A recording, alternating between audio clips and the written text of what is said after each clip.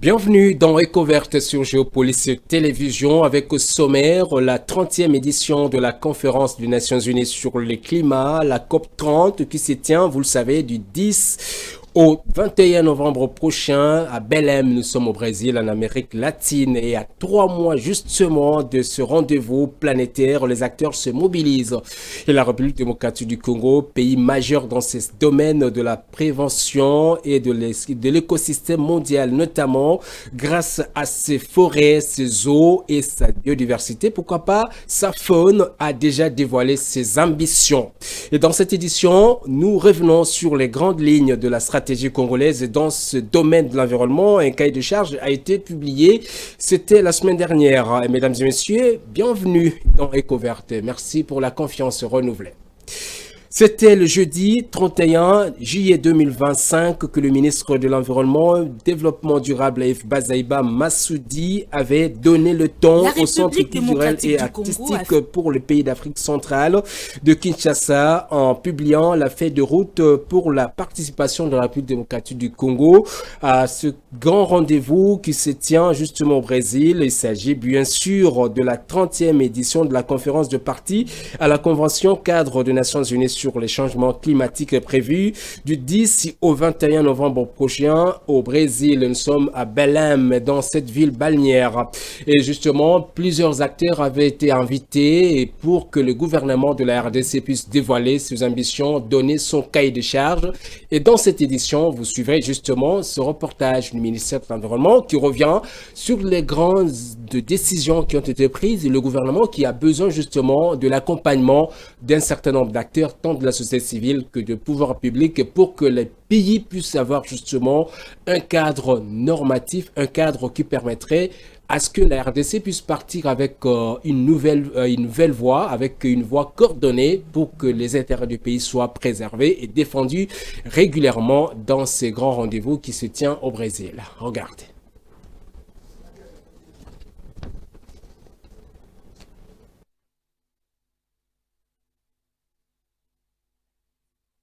Parti à la Convention cadre des Nations Unies sur le changement climatique COP30 prévue du 10 au 21 novembre 2025 à Belém, au Brésil. C'est jeudi 31 juillet à Kinshasa, la ministre d'État, ministre de l'Environnement et Développement durable, F. Bazaïba Massoudi, a présenté officiellement la feuille de route de la participation congolaise à ces rendez-vous internationaux du climat, tout en lançant les premières activités préparatoires. Dans une salle du Centre culturel de Kinshasa, réunissant partenaires techniques et financiers, sociétés civiles environnementales et administrations sectorielles, la ministre d'État a détaillé les 5 grandes priorités que portera la RDC à Belém, dont le fer de lance et l'installation du Centre régional d'excellence du marché carbone à Kinshasa. La République démocratique du Congo va parler de l'installation du Centre régional d'excellence sur le marché du carbone à Kinshasa, en République démocratique du Congo. Le marché du carbone s'impose comme un mécanisme essentiel pour encourager des actions et des initiatives visant l'atténuation des émissions de gaz à effet de serre, tout en ouvrant de nouvelles opportunités de financement pour le développement durable. Paradoxalement, le continent africain, de manière générale, reste à l'écart de cette opportunité, malgré de vastes ressources naturelles et son potentiel d'atténuation. Ces centres, dont l'inauguration est prévue durant la semaine du climat, ambitionnent de positionner la République démocratique du Congo comme un acteur majeur du marché carbone en Afrique centrale. Il permettra au pays de structurer ses initiatives de réduction des émissions de gaz à effet de serre tout en ouvrant l'accès à des nouveaux financements pour le développement durable. Il y a toute une stratégie pour avoir accès au marché du carbone. Et concernant la stratégie d'accès au marché du carbone, nous sommes en train de travailler avec une organisation américaine qui est ici en RDC pilotée par M. Glenn Bush, aussi si ma mémoire est bonne, de l'organisation Woodwell Climate. Et avec eux, nous sommes en train de préparer la stratégie pour que la RDC puisse tirer le maximum possible. La communauté, son Excellence l'a dit. La ministre d'État a par ailleurs confirmé une collaboration active avec des experts internationaux, notamment de l'organisation américaine Woodwell Climate Research Center, afin d'élaborer une stratégie robuste d'accès au marché carbone sous la coordination de Green Push. Autre priorité stratégique, le mécanisme de paiement pour services environnementaux déjà en cours dans les localités de Lukolela, Ingende dans l'Équateur et Songololo dans le Congo central. Ces projets visent à récompenser financièrement les efforts individuels et communautaires en matière de préservation forestière. Ces mécanismes viennent combler les limites constatées dans les initiatives carbone où certains territoires conservateurs se sentaient exclus de bénéfices. Le paiement pour les services environnementaux, on paye les ménages, on paye même un individu qui fait cette action, on paye aussi une communauté, un groupement, une collectivité.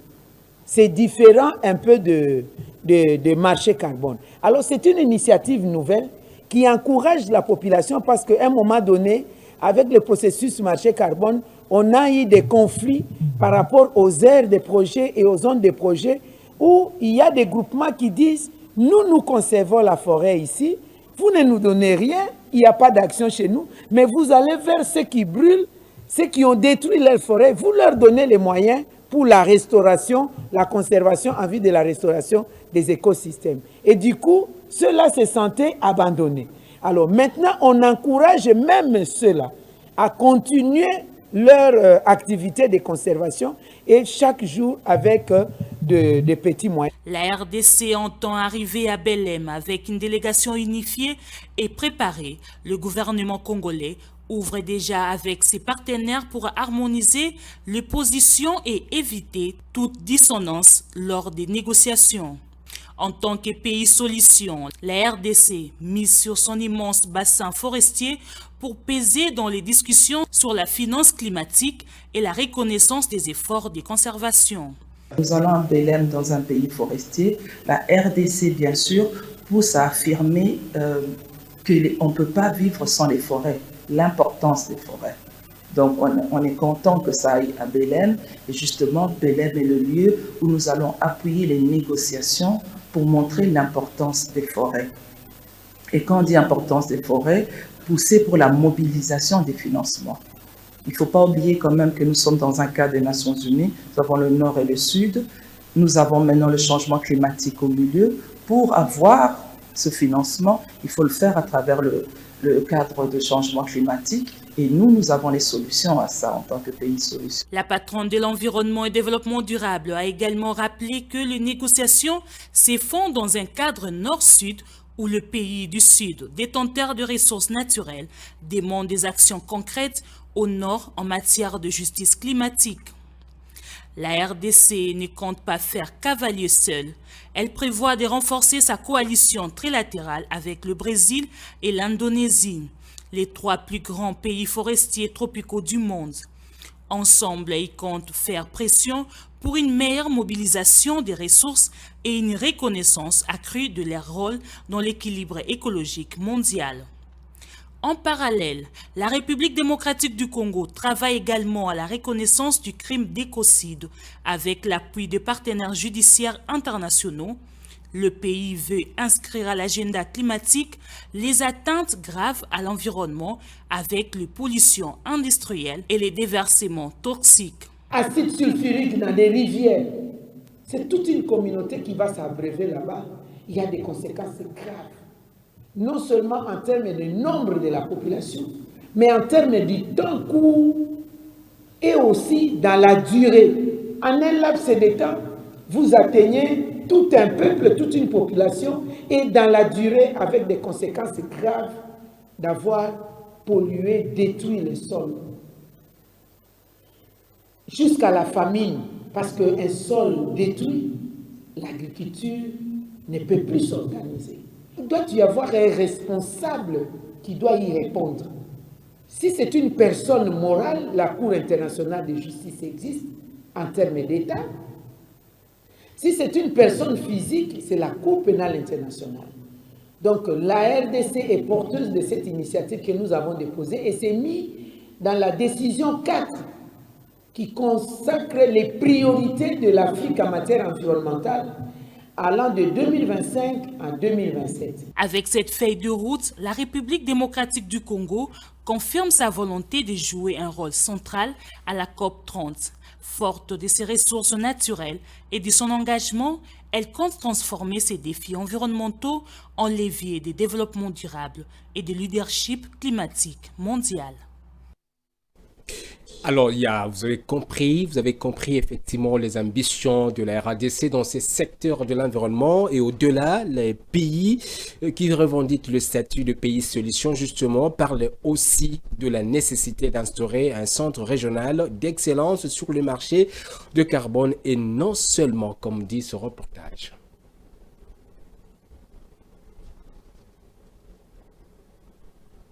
Vous voulez le suivre justement avec la réalisation qui doit être prête tout de suite là pour nous parler de ce centre régional d'excellence sur le marché du carbone. Et non seulement, il y a beaucoup d'initiatives que les autorités se sont engagées à pouvoir promouvoir pour justement faire la promotion du potentiel du carbone que vous avez dans ce pays.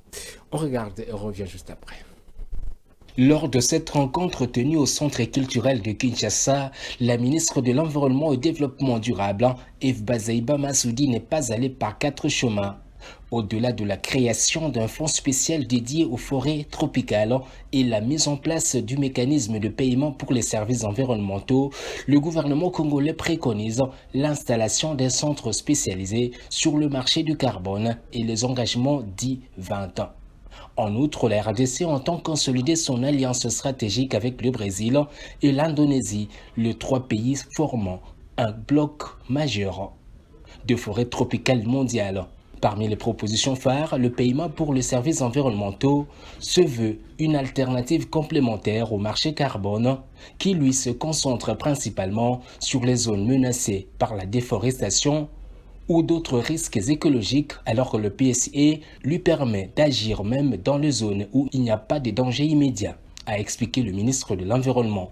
Ce mécanisme consistera à financer directement les communautés locales pour leurs efforts de conservation, y compris dans des zones forestières intactes, et pour le gouvernement de la RDC, une population qui protège sa forêt, conserve une rivière ou protège des activités respectueuses de l'écosystème. Il est possible de mesurer ces efforts et le rémunérer directement, permettant à coup sûr de simplifier la gestion et de favoriser l'adhésion, estime le ministre de l'Environnement. À quelques mois de la tenue de cette conférence mondiale, le gouvernement souhaite que la délégation congolaise parle d'une même voix à Belém, d'où l'invitation lancée aux administrations, aux experts, aux organisations non gouvernementales et aux partenaires au développement à s'investir pleinement dans la préparation. La COP30 devrait marquer une étape décisive pour l'action climatique et les négociations porteront notamment sur le renforcement des engagements de réduction des émissions de gaz à effet de serre, la justice climatique, la protection des forêts tropicales et la défense des droits des communautés autochtones. Pour la RDC qui détient la 2e plus grande forêt tropicale du monde, la question du financement durable reste au cœur du débat. En défendant le principe du PSE et la création d'un fonds perpétuel, Kinshasa espère contribuer à un cadre plus équitable et plus efficace de lutte contre le réchauffement climatique, tout en valorisant son rôle stratégique comme pays solution dans la gouvernance environnementale mondiale.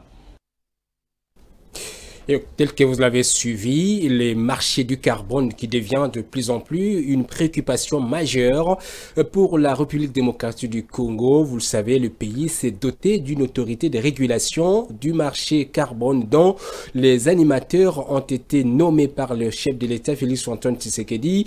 Dans les pays solutions, vous savez, comme vous le remarquez, le gouvernement semble plus que jamais déterminé et l'autorité de régulation du marché marché du carbone. Quelles sont justement les missions de ce contexte, de ce marché, dans les contextes de la République démocratique du Congo et que prévoit justement cette autorité qui a besoin de pouvoir fonctionner parce que les animateurs avaient été nommés, comme je le disais tout à l'heure, depuis les débuts de ce mois par le chef de l'État Félix-Antoine Tshisekedi, qui n'a pas caché justement sa volonté de pouvoir aller plus loin dans le cadre justement de sa détermination à faire de la RDC véritablement ce pays solution qui doit contribuer substantiellement pour jouer justement son rôle dans les secteurs de l'environnement. Dans ces secteurs de l'environnement, en tout cas, vous avez tous les éléments comme ça a été démontré. Donc, cette équipe, comme vous voyez, publiée par Géopolis, est dirigée par un certain Guy Ntimba, comme vous avez là, vous regardez justement très bien avec la régie. Guy Ntimba qui a une lourde responsabilité de pouvoir piloter ce service qui venait de naître. C'est un service nouveau qui doit justement donner des solutions, capitaliser tout ce qu'il y a comme investissement de l'État et de partenaires étrangers dans ces secteurs-là de l'autorité de carbone. L'autorité de carbone qui est un service nouveau. Quels sont justement c'est son rôle, le rôle clé de la valorisation. Ce rôle, ça commence, c'est l'autorité de régulation. Son rôle est un établissement public qui consiste à réguler le marché du carbone en République démocratique du Congo, qui a été créé par le décret numéro 23/22 du 14 juin 2023 a pour mission d'organiser les marchés du carbone, de mettre en place un système réglementé pour la vente, l'achat plutôt et l'échange des crédits carbone et d'encourager la réduction des émissions de gaz à effet de serre. L'autorité de régulation du marché du carbone joue un rôle clé dans la valorisation des actions de prévention des écosystèmes forestiers et tourbières en promouvant la participation des acteurs publics et privés ainsi que des communautés locales. Elle est également responsable de la validation, du suivi et de l'évaluation des projets liés au marché du carbone, de l'administration de la taxe carbone et de la tenue d'un registre national de crédit carbone. Et vous savez que Jacques Célestin Moliba a été nommé comme président du conseil d'administration, tandis que Guy Ntimba comme directeur général et Fifi Likunde comme directeur général adjoint qui permet justement à l'État d'accélérer des décisions à ces marchés jusque-là détenus par le secteur privé. Et selon les 3 transactions réalisées dans ces secteurs, le premier marché n'a enregistré que $1 600 000, dont le paiement n'a été perçu que $100 000 plutôt, en raison de l'absence d'une autorité de carbone. C'est ce qu'a déploré la ministre de l'Environnement à son temps. Et le deuxième marché, il y a beaucoup de marchés qui ont été gagnés dans ces secteurs et le ministère estime que c'est justement un déclic dans ces secteurs du marché du carbone. Nous y reviendrons en tout cas avec d'autres détails dans les prochains numéros d'EcoVert. On revient, déjà le ministre de l'Environnement qui a déclaré l'importance de ce marché du carbone, je le disais tout à l'heure, est revenu pour nous parler autour de cette question et on revient justement sur une autre ambition de taille du gouvernement de la République démocratique du Congo au sujet, comme vous avez suivi dans les différents reportages qui ont été diffusés. C'est justement la détermination de la RDC de créer ce qu'on appellera un fonds perpétuel dédié aux forêts tropicales. C'est un fonds essentiel et le gouvernement de la RDC qui ne veut pas justement rester indifférent dans ces secteurs, qui veut jouer pleinement ce rôle dans ces secteurs de l'environnement, de lutte contre les changements climatiques avec ces forêts immenses. Ce gouvernement de la RDC n'a pas baissé la garde, le gouvernement continue à travailler et conformément à la vision du chef de l'État et qu'est-ce qui prévoit justement cette autorité-là, ces fonds perpétuels? C'est un fonds, comme on l'a dit.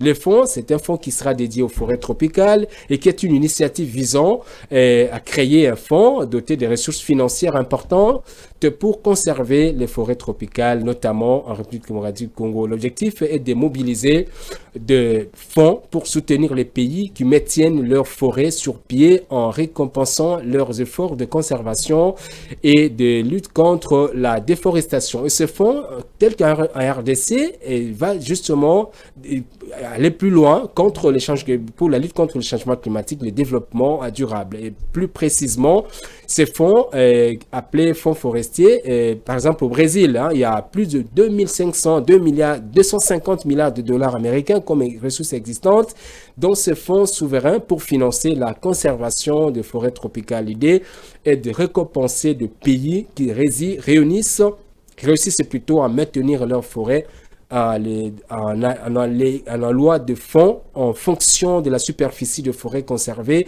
et en mettant en place un système de suivi et de transparence. La RDC, qui est aussi pays champion dans ces secteurs de la préservation, de la conservation de la biodiversité, avec son immense forêt tropicale, un pays avec une superficie immense dans ces secteurs, il voit une opportunité énorme et supplémentaire pour la conservation de ces forêts, pour le développement des communautés locales. Et vous savez que ces fonds doivent être déjà opérationnels dans ce pays. Et une autre déclaration de taille. La RDC, qui se prépare avec tous ces experts du domaine, prévoit aussi, notamment, entre autres, dans son agenda, dans le cadre de cette conférence de Belém, le pays, le paiement pour les services environnementaux. Cette initiative est, comme l'assurent les autorités de la RDC, notamment le conseiller diplomatique et climat du ministre en charge de l'environnement et développement durable, de Madame Eve Bazaïba, et ce fonds, le PSE, qui permettra justement d'agir au-delà de ce qui ferait le marché carbone. Le marché carbone, ça concerne une partie de forêt de la RDC, tandis que le fonds, le PSE, qui est un fonds important, il permet justement d'élargir cette opération. Ce qui tente justement d'expliquer chez nos confrères de Top Congo, il s'agit du conseiller diplomatique et climat de la ministre de l'Environnement et Développement durable, le professeur Joseph Matabis. Alors, c'est quoi le paiement pour les services environnementaux? Il faut tout d'abord comprendre que les forêts, de manière générale, les forêts rendent des services énormes à l'humanité. Et tous ces services que les forêts rendent, aujourd'hui, avec la lutte contre le changement climatique, avec l'inversion de la dégradation de l'environnement mondial, partout l'environnement est en train de se dégrader. Et le cri est lancé par-ci, par-là, pour restaurer l'environnement, si possible, à son état naturel. Et vous avez aussi appris que la décennie dans laquelle nous sommes, la décennie 2020-30, a été déclarée comme étant la décennie de restauration des écosystèmes. Mmh. Donc ça veut dire que le cri est lancé pour stopper d'abord la dégradation, ensuite restaurer ce qui a été détruit par le fait de l'homme. Pourquoi? Parce que l'homme s'est rendu compte que la nature rend des services, l'oxygène, la séquestration du carbone, pour ne citer que cela, que rien d'autre ne peut rendre. La conservation de la biodiversité et ainsi de suite. Et donc, ces services qui sont rendus à l'homme par la nature ou par les forêts ont finalement une valeur autrefois méconnue ou autrefois non valorisée, mais aujourd'hui reconnue.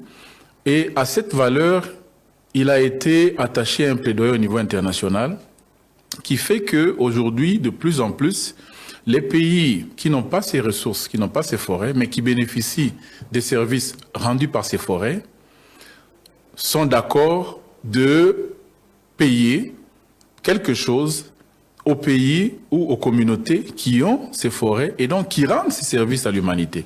Voilà de manière très simpliste ce que je peux donner comme explication derrière ce mécanisme que nous appelons paiement pour services environnementaux. Et pour terminer, peut-être les paiements pour services environnementaux et le marché de carbone avaient été identifiés par le plan d'investissement de la RED plus en RDC, dans la réduction des émissions dues à la déforestation et à la dégradation des forêts, comme étant les deux stratégies qui sont susceptibles de permettre de stopper la déforestation en RDC et dans le bassin du Congo, et aussi d'amorcer la recouverture ou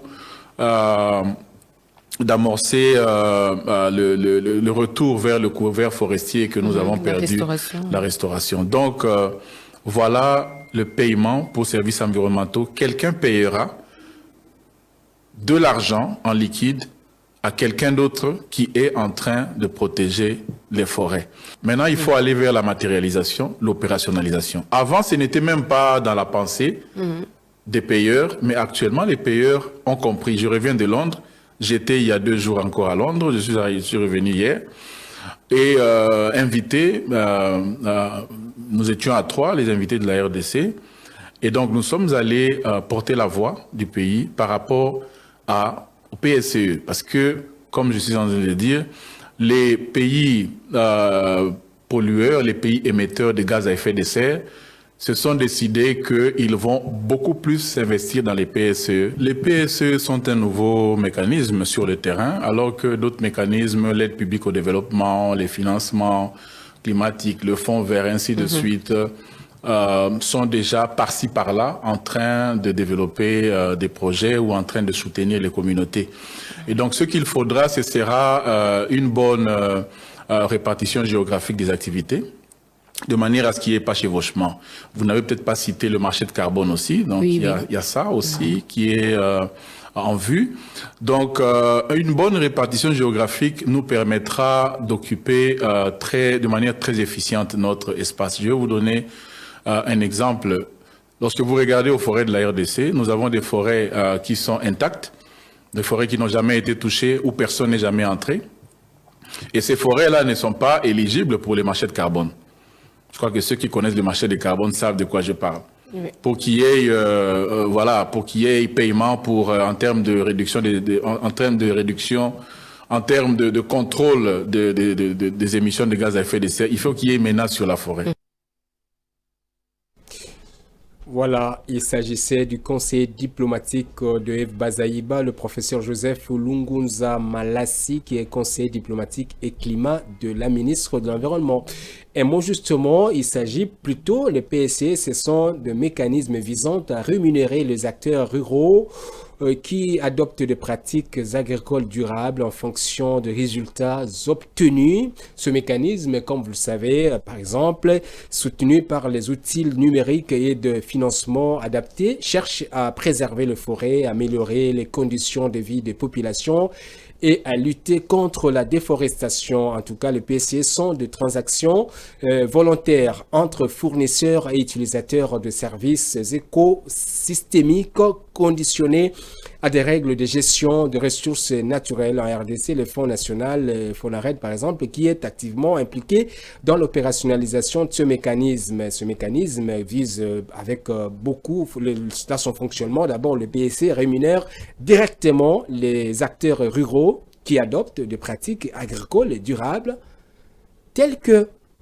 l'agroforesterie, les reboisements, la gestion durable de forêts. En tout cas, sur base contractuelle, les paiements sont basés essentiellement sur des contrats. Ils sont basés sur les acteurs qui sont rémunérés en fonction des performances vérifiées avec des outils très bien adaptés. Ces outils permettent justement de veiller et de surveiller ces performances parce que ce n'est pas un fonds qui se gère de manière arbitraire. Tout a été mis en place par l'État et ses partenaires pour tenter de rationaliser la gestion de ce fonds qui est avec un système de suivi, un système d'information centralisé, utilisant par exemple des technologies comme la collecte de données mobiles et la télédétection assurant un suivi précis et géolocaliser des résultats garantissant par moment la transparence de ces services. En tout cas, Pour les modalités de paiement, peut-être que vous ne le savez pas, les modalités de paiement sont ajustées en fonction de la taille du groupe bénéficiaire et des objectifs spécifiques du projet.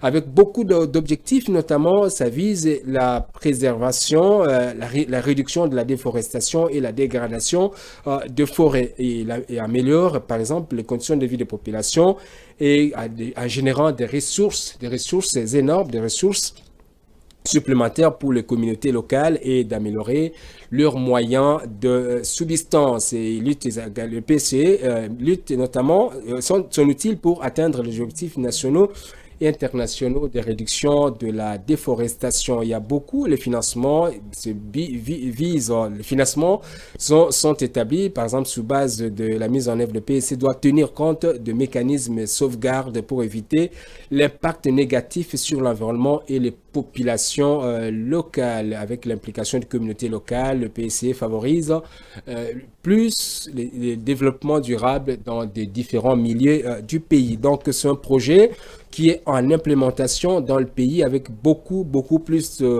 d'opportunités que le pays voudrait justement capitaliser. Il reste à savoir comment on doit rationaliser encore davantage ce paiement. Ce qu'on pouvait dire autour de ça, en retenir pour l'essentiel que l'exemple d'activité couverte par le PSC, on peut par exemple dans un coin, vous trouvez l'agroforesterie ou l'intégration d'arbres dans les systèmes agricoles. Vous pouvez trouver les reboisements comme plantation d'arbres sur de terres dégradées. Et vous trouvez par exemple la gestion durable de forêts et la mise en place de pratiques de gestion forestière qui présentent les forêts à long terme, préservent les forêts à long terme. Vous pourrez trouver également la mise en défense des savanes, protéger les savanes de la déforestation. Il y a beaucoup de mécanismes, notamment la conservation communautaire de base, impliquant les communautés locales et dans la conservation de forêts. Donc, on pouvait peut-être retenir pour l'essentiel. Merci beaucoup pour les réalisateurs Serge Kaniki qui fait du bon travail. Alors, ce qu'il faut retenir également. Alors, autour, justement, avec son confort, son fort potentiel capital en biodiversité, la République démocratique du Congo, qui compte s'y investir davantage. Le chef de l'État, le président Félix Tshisekedi, en personne, le chef de l'État, qui y voit une voie parmi les voies essentielles pour faire profiter à des populations locales qui préservent ces forêts, notamment les communautés de base, je veux dire les communautés locales et les peuples autochtones. Les peuples autochtones qui sont ces populations qui, par leurs pratiques, préservent toujours l'environnement. Le chef de l'État l'a déclaré, peut-être vous ne le savez plus, c'était le 6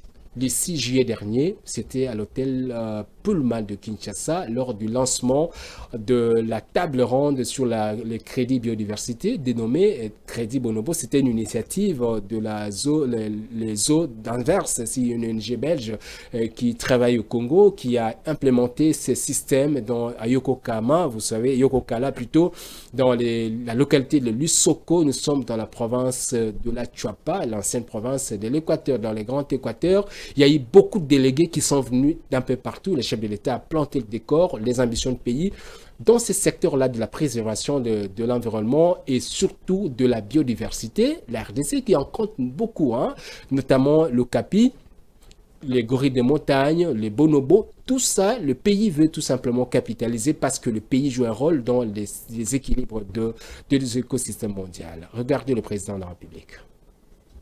Notre pays, la République démocratique du Congo, est une terre de méga biodiversité, un sanctuaire de richesses naturelles inestimables.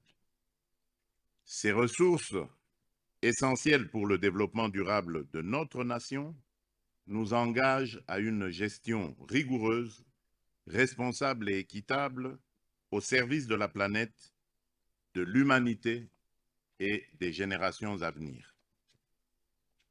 C'est dans cette vision que s'inscrivent les réformes majeures que nous avons engagées en vue de renforcer la conservation de la biodiversité et d'améliorer les conditions de vie des communautés locales. Nous sommes résolument engagés à conjuguer de manière harmonieuse et durable la protection de la nature, la lutte contre la pauvreté et l'épanouissement des populations riveraines, notamment les peuples autochtones. car il ne saurait y avoir préservation environnementale véritable sans justice sociale, ni de développement inclusif sans respect des écosystèmes. Mesdames et messieurs, je salue la qualité exemplaire de la coopération entre l'Igo et le Royaume de Belgique, en particulier dans le cadre de la préservation du réservoir de biodiversité du bassin du Congo. Cette collaboration stratégique s'est une fois de plus illustrée en janvier 2025 à Davos, lors du Forum économique mondial, à travers le lancement, aux côtés de Sa Majesté le Roi des Belges, du projet Couloir Vert Kivu-Kinshasa. D'une initiative visionnaire et inédite qui consacre la création de la plus vaste réserve terrestre protégée de la planète. Au-delà de sa portée écologique, ce projet incarne une ambition sociale et économique forte, celle de préserver durablement notre patrimoine naturel tout en améliorant les conditions de vie de millions de nos concitoyens engagés dans la conservation de la... L'Institut congolais pour la conservation de la nature, organe technique du gouvernement congolais en charge de la protection des espèces et de leurs écosystèmes, est au cœur de l'exécution de cet ambitieux projet. Mesdames et messieurs, la tenue de cette table ronde représente une opportunité en ce qu'elle offre un cadre pour définir clairement les bases d'un plaidoyer interne structuré en faveur de la création d'un crédit biodiversité propre à chaque espèce, notamment celles emblématiques, à forte valeur pour l'humanité, du bonobo, de l'okapi, du gorille de montagne, qui consacre la création de la plus vaste réserve terrestre protégée de la planète. Au-delà de sa portée écologique, ce projet incarne une ambition sociale et économique forte, celle de préserver durablement notre patrimoine naturel tout en améliorant les conditions de vie de millions de nos concitoyens engagés dans la conservation de la... L'Institut congolais pour la conservation de la nature, organe technique du gouvernement congolais en charge de la protection des espèces et de leurs écosystèmes, est au cœur de l'exécution de cet ambitieux projet. Mesdames et messieurs, la tenue de cette table ronde représente une opportunité en ce qu'elle offre un cadre pour définir clairement les bases d'un plaidoyer interne structuré en faveur de la création d'un crédit biodiversité propre à chaque espèce, notamment celles emblématiques, à forte valeur pour l'humanité, du bonobo, de l'okapi, du gorille de montagne, pour ne citer que les plus emblématiques. Les droits des communautés locales et des peuples autochtones, notre pays réaffirme sa volonté de placer la justice environnementale au cœur de l'action internationale. Là, c'était la déclaration du président Félix Tshisekedi dans ce secteur-là de l'environnement, particulièrement celui de la conservation de la biodiversité. Vous savez que la République démocratique du Congo est un pays méga divers avec une biodiversité exceptionnelle. Et le président l'a rappelé dans son discours. Il s'agit, par exemple, le pays abrite une grande variété d'écosystèmes, notamment les forêts tropicales, de savanes, de zones humides et de rivières qui sont les refuges d'une faune et d'une flore riches et diversifiées. Et vous allez trouver, par exemple, la RDC qui a été un sanctuaire pour de nombreux mammifères, y compris des espèces emblématiques comme les gorilles, les chimpanzés, les bonobos, l'okapi, comme l'a rappelé le président de la République. Des oiseaux, on n'en parle même pas parce que le pays compte plus de 1000 espèces d'oiseaux que peut-être nulle part ailleurs, mais ce pays-là, la RDC, en dispose dans les paons congolais, une espèce endémique rares hein, dont la RDC dispose des reptiles comme amphibiens. On y trouve également une grande diversité de reptiles et d'amphibiens avec des centaines d'espèces recensées jusqu'aujourd'hui. Avec le poisson, on n'en parle même pas parce que le poisson, la RDC trouve un réseau hydrographique qui abrite une faune aquatique variée, notamment de poissons d'eau douce, et notamment avec le fleuve Congo. Vous savez que la RDC, c'est parmi, avec son bassin, les eaux du bassin du Congo, c'est plus de la moitié des eaux douces d'Afrique. Et le bassin du Congo, vous êtes au-delà de plus de 3 millions de kilomètres carrés. La RDC qui dispose d'un potentiel énergétique estimé aujourd'hui à plus de 150 000 mégawatts dont le pays a besoin pour l'exploitation. Ce n'est pas le sujet de ce soir. Comme vous savez, une grande variété d'invertébrés terrestres et aquatiques, dont des espèces comme des papillons et dans les forêts de la RDC, plus de la moitié des forêts congolaises sont couvertes des territoires congolais et couverts de forêts qui sont un réservoir de biodiversité avec des espèces végétales uniques, de plantes, où la RDC compte plus de 10 000 espèces de plantes vasculaires, dont un grand nombre sont toujours endémiques. Et de nombreuses espèces, beaucoup de choses où le président a parlé, on n'a pas pu écouter tout son discours. En tout cas, c'était l'essentiel. Et pour terminer, sachez qu'une délégation du gouvernement congolais, comme vous êtes en train certainement de voir avec la réalisation, une délégation du gouvernement congolais qui se trouve justement dans les pays d'Afrique latine, où le pays, la RDC, s'est engagé à pouvoir renouer de nouveaux partenariats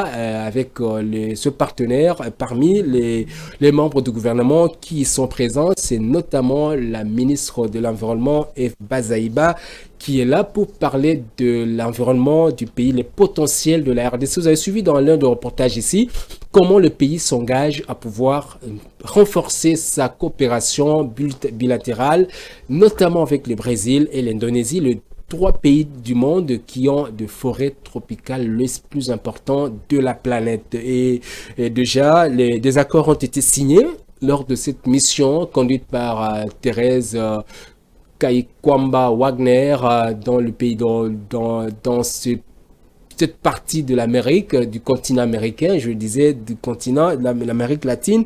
Et des accords de coopération ont été signés par Kinshasa et l'Uruguay, par exemple, dans ces secteurs de la biodiversité. On y reviendra certainement dans le prochain numéro Découverte qui se termine ici. Avec le plaisir d'avoir satisfait votre soif dans les informations environnementales. Je rappelle qu'on a parlé essentiellement des ambitions de la RDC pour le sommet qui est prévu du 10 au 21 novembre prochain au Brésil, où la RDC doit présenter son cahier de charges qui a été présenté à Kinshasa le 31 juillet dernier, où les pays comptent beaucoup d'initiatives, notamment dans le secteur de la biodiversité, dont celui du marché carbone et aussi de paiement pour les services environnementaux. Vous avez suivi toutes les explications et ça n'a été l'intervention des techniciens, mon caméraman de toujours, Giscard Atamba, et Serge Kaniki, les meilleurs réalisateurs. Vous n'aurez pas eu certainement tous ces détails que vous avez vus avec la coordination du programme de Lys Pemba, le directeur de programme. Et merci beaucoup à William Albert Kelengai, le manager de Géopolis, pour la disponibilité de moyens, tant techniques que financiers, et à terme du personnel aussi, pour la production de cette émission qui s'est terminée ici. Je vous retrouve très prochainement pour un autre numéro, certainement pour parler des grands enjeux du secteur environnemental.